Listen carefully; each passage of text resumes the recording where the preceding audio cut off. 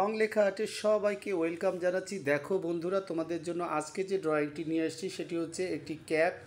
একটি বালক সে ক্যাপ পরে আছে, বা বয় সে একটি ক্যাপ পরে আছে, সেই ব্যাপারটি আমি ফুটিয়ে তুলছি পেন্সিলের মাধ্যমে। তোমরা দেখবে এখানে বিভিন্ন রং দিয়ে রেড, ইয়েলো, ব্লু, গ্রিন এই সমন্বয়ে ড্রয়িংটি সম্পন্ন হবে। তোমরা দেখো, আমি আগে পেন্সিল দিয়ে ড্রয়িংগুলো করছি, তোমরা তো দেখোই আমার ড্রয়িং বরাবর। তো দেখো যে কিভাবে একটি সুন্দর একটি ড্রয়িং করা যায়, আর সেটি খুব ইজিলি ভাবে। দেখো আমার পেন্সিলের কাজ শেষ। আমি কিন্তু দেখো প্রথমে অরেঞ্জ কালার নিলাম, সেখানে আমি অরেঞ্জ দেওয়ার পরে সেখানে রেড কালার দিয়ে দিলাম, যাতে যেন ফিনিশিংটা অনেক সুন্দর আসে। তারপর ব্লু কালার দিয়ে দেখো, ব্লু কালারটি আমি দিয়ে দিচ্ছি ক্যাপের গায়ে।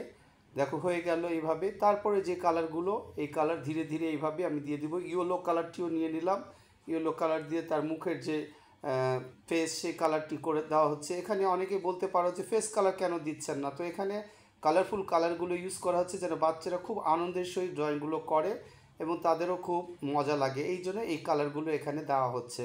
তো তোমরা মন দিয়ে পড়াশোনার পাশাপাশি ড্রয়িংটাকে তোমরা ভালোবাসবে। আশা করি হাতের লেখা নিয়ে তোমাদের টেনশন করতে হবে না।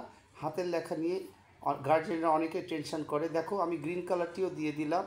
তো এইভাবে রঙগুলো একসময় শেষ হয়ে যাবে। তারপরে যে সুতা পেন্সিল দিয়ে কিন্তু আউটলাইনগুলো দিলে ছবিটি আরও অনেক প্রাণবন্ত এবং সুন্দর হয়ে যায়। সেই চেষ্টাটি চলছে রং লেখার থেকে। আর রং লেখার এরকম ডিফারেন্ট ড্রয়িংগুলো তোমাদের মাঝে নিয়ে আসবে, আর তোমরা সেগুলো দেখে লাইক, কমেন্ট, শেয়ার দিয়ে এইভাবেই পাশে থাকবে। আর এইভাবে রং লেখা আর্টকে ভালোবেসে এগিয়ে নিয়ে যাবে। রং লেখা আর্ট সব সময় সুন্দর সুন্দর ছবি তোমাদেরকে গিফট করছে। তো তোমরা সেগুলো দেখে শিখলেই আমার সার্থকতা। তো আজকে এখানে শেষ করছি, তোমরা সবাই ভালো থেকো।